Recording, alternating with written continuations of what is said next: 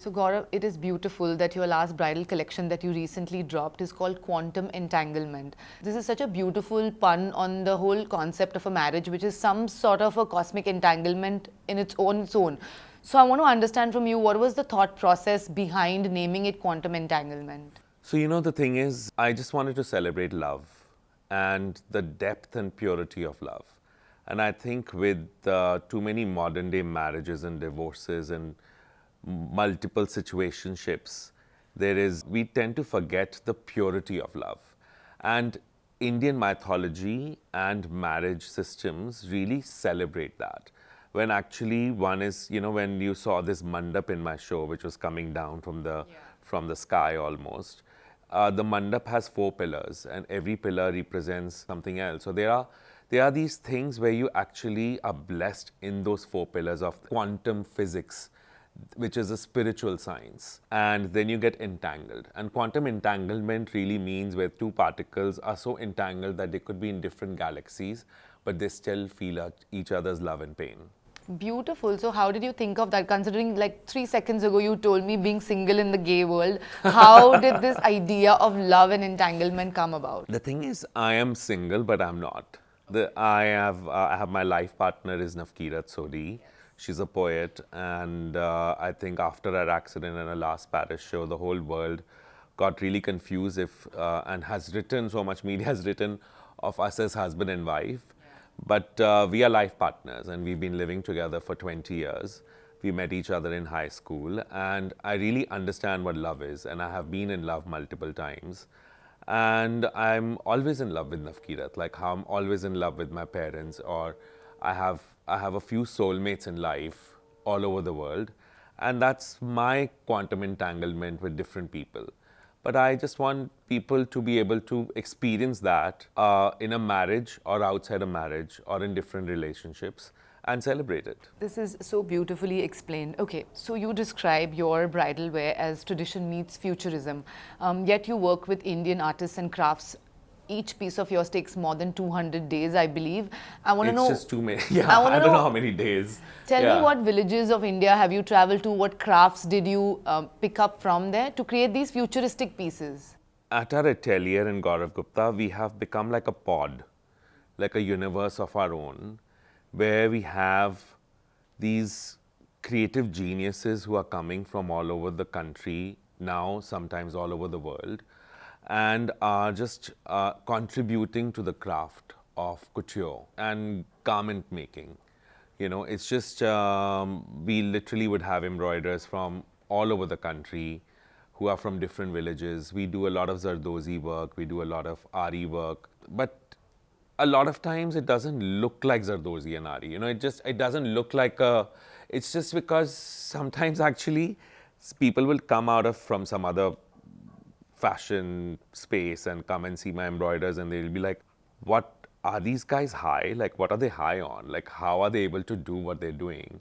The thing is, we set up these systems. I remember sitting with, even now I sit with my designers and our creative teams and our embroiderers who are really a part of the creative process, where we go like, okay, let's do this bead. Why don't you twist it around? Why don't you make the salli stand and have a sadi come out of it in a different, weird way? So they're really involved in the design process. So that's where, see, the thing is, for me, tradition is what you make out of it. Tradition is to be celebrated, not followed. Tradition is to be, we make our own new traditions. And with every generation, with every individual, I think everybody has their own take on tradition, take on heritage. And we are creating new cultures with this. When did this happen for you personally, where you sort of decided that you want to take like a departure from what is traditionally understood as Indian craftsmanship? I think I was born like that, to be honest. The thing is, I don't, for me, if you give me a box, I will like to open the box in every way and not have and I would like to make the box disappear. So for me, there are no boundaries, there are no boxes, there is nothing Indian, there is nothing Western, there is nothing sari, there is nothing gown. That's why there was a sari gown. I can't, in the sense of, for me, definitions irk me. And sometimes it's irked me to define my own work as well. And it's taken me a lot of struggle to kind of go like, okay, we are we are global Indian, we are futurist.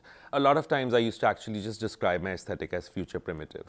So, so what happens is you're designing on one end. As a consumer, when I am looking at a garment and it comes to me, it also brings out those sensibilities in me. I'll give you an example. For the show, your team sent me a sari. It was a lehenga with a trail.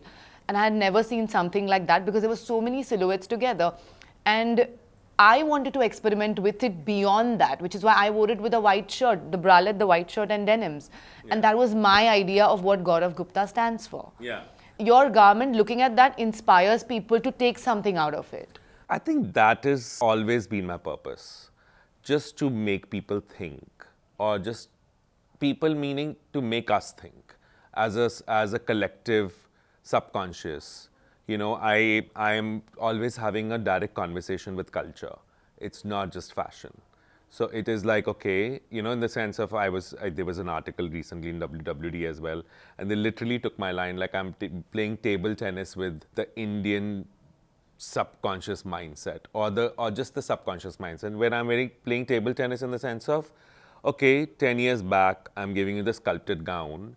Can you wear it to your weddings? They're like, yes, let's wear it to our receptions. And now there are sculptures being worn to receptions in Indian weddings, which we could not have imagined 10, 15 years back at all. Like when I launched in India 20 years back, they were like, okay, he's making clothes out of hosiery because people did not consume jersey back then, or, you know, or crazy trousers, or sari gown. Like, okay, I'll throw this at you. Can you wear let's make a very Grecian sexy sari and make the sari conceptual and sexy at the same time. So there were so many girls who started wearing the sari again. So it's like a cultural conversation. So has Gigi moved on from his table tennis era to his pickleball era? I did play pickleball recently. I don't know. I think Gigi's just super excited to keep doing things. And I think, personally achieved a lot of goals which I had set in life, which was I think Paris couture was a major goal. And now and you that move leaps and bounds beyond it. So thank you. But I think, you know, so we set up new goals. There is a whole dream of and a mission of making a Indian global brand of a certain conceptual, futuristic sensibility. Okay, I'm going to come back to bridal wear now because, I mean, talking to you is going to make me depart to so many other realms. Yes. Okay, so besides the reds, it felt like Gigi had picked his colors. Okay, there was the blue, there was the champagne, even there was red rose was gold. Extremely picked It out. was. Yeah. It was. It was a part of it, but it was just not red, like you would typically imagine in a bridal show. How did you finalize on these new age shades? Because I don't see at least the electric blue anywhere else. And, you know, taking such a departure from what you traditionally associate with Indian bridal wear, how did that happen? You know, right now our brides are wearing us for cocktails, receptions, sangeet, and now the wedding day as well. They are coming to me since the last 10, 15 years for either a cocktail or a reception or both these events. And today when they're in our stores, they're like, oh, wow, we are able to wear him for the wedding as well, or we are able to wear this brand for an Indian-y reception as well. So I think it's just every bride today is so individualistic. She's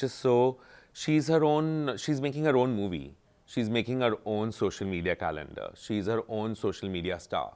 So she's like kind of going like, okay, I want to have this Roman theme party where my decor would be green and ecru, and I want to stand out in an electric blue lehenga gown. You know, so she's expanded now.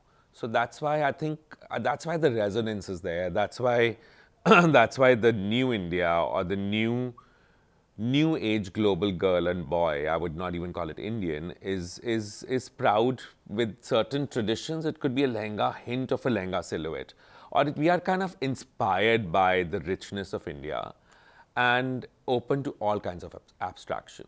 So I think that's where we come to. Okay, so your bridal silhouettes, I felt like sort of reject tradition in a lot of ways. There's skin, there's sexuality, the silhouettes are almost sculptural.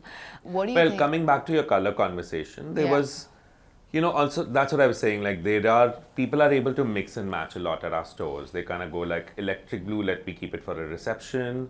But then we had these beautiful pinks and golds and reds for the wedding day. So there is, as I said, every wedding is its own own defined event now. It really defines what the bride and groom stands for Stand today. for. Okay. Coming back to bridal silhouettes, it's a departure from modesty. There's also structure, skin, sensuality. What do you think this unapologetic body confidence signals? I think today almost everyone is quite body confident, and the thing is we've had body positivity naturally within our brand. There's been a misconception with our brand for many years. People are like, oh, they're such fitted silhouettes, I won't fit into this, I won't fit into that. I love changing the person's brain, or that lady's brain who's like probably extra large or double extra large and comes into my store. I'm like, try this garment, which is hanging on the rack in extra large, and she can't make that out. And when she tries it, she's just like, wow. She likes playing that fancy dress in my store. So I would just say, like, it's today there's so much body positivity around all shapes and sizes, all colors, all skin types. That's like the new norm. Everyone's comfortable with and if they're not so comfortable with their arms, we always customize it, for example. But everyone has their own sexy parts, and we know how to work around it. It's so endearing that, when you choose your international muses, it's almost always been a big girl. It's done in such a sexy way that is not even a part of the conversation when you're describing her, because the clothes are everything. The thing her is, personality is I everything. feel like it's not needed to describe somebody as gay or lesbian or curvy, because I think the stereotypical of a thin model-esque figure or that kind of stuff is just, there's so much inclusive conversations that have happened and celebration around all types of things, which obviously should continue to happen. But for me as a brand, we have started assuming that it's a part of our storytelling. You said something very interesting in the first half of this conversation when you were talking about marriage, not only in terms of marriage between a girl and a boy, or a boy or a boy. It also your marriage with your friends, your partners, your family, everyone. With yourself. With yourself. Okay, so if you were to design a bridal outfit for a bride that's walking into her own renaissance, not a wedding, but her own rebirth, what would it look like? I think I would need to know her first and sit down and have a conversation. Every bride that I meet, I would sit down and have a 5, 10 minute, 15-minute conversation with her or him or whoever, and understand where they are in life. What are they looking? What is their vision board look like? What color are they feeling? What is their personality speaking to me? And then I would react, and I'll be like, okay, let's make a futuristic breastplate for you, which could be primitive Roman looking, or let's make a traditional looking lehenga, but give it that new veil to you. So it really depends upon personality to personality. Okay, let's say it's me. What would you make for me? When you're getting married to yourself or to a husband? Rebirth, renaissance. This is about Renaissance. I think I would make you try quite a few different silhouettes. I feel like you tend to play safe within the fashion space, whereas you have a ability to go much more out there. I tried with your but I think we should meet at the store once to go through this process. Okay, on that note, okay, so when a bride walks down the aisle in a GG outfit, what do you want her to feel? And what's the emotional impact you're planning to leave behind when a bride picks up a GG outfit? So, the bride I love when the brides are crying when they try their outfit and when they found it. I've seen that happen so often, or they're just in awe of themselves in that mirror or with their family, and everyone is just, you can feel the butterflies. And that is a very magical moment. And I just want her to feel like she has made the choice, not the mob around her. That's that's becoming more and more important to me, because I think that's also part of our changing culture today. Earlier, the mom-in-law or the mom or the sister-in-law or, the strong woman in the family would be so influential into what the bride and the groom are wearing. Today, I'm meeting the bride with just the groom in the store or at appointments. It's so different. Even if the family is around, the bride is choosing herself, which is a part of a cultural evolution in our Indian subconscious mindset. Which is such a big deal because it feels like we've come a long way. Exactly. And today it could be like a gay cousin who's with you. Or, or there's a bridal stylist, which is also great. So, the thing is, it's getting more and more, it's moving at a very fast pace when you think about it towards being individual, being more celebrative, being more structured around it as well. I'm seeing more and more bridal stylists coming in and giving the correct opinions to the brides. It's also a contribution of a lot of designers such as you, because had you not shifted that narrative in your clothes, my view of those clothes would not change, and then my mentality would not change. That's why I was talking about table tennis with culture earlier, which is when culture evolved. Let's be honest, the grooms get away with doing bare minimum on the wedding day a lot of times.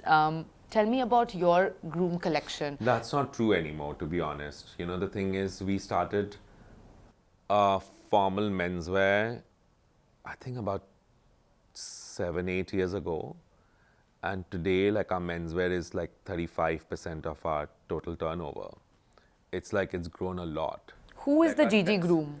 The Gigi groom is literally the thing is that the Gigi guy and the Gigi girl or the Gigi people are people. It's the fantasy side of everybody. It's like, it is literally when you want to kind of break free and celebrate art, celebrate surrealism, celebrate,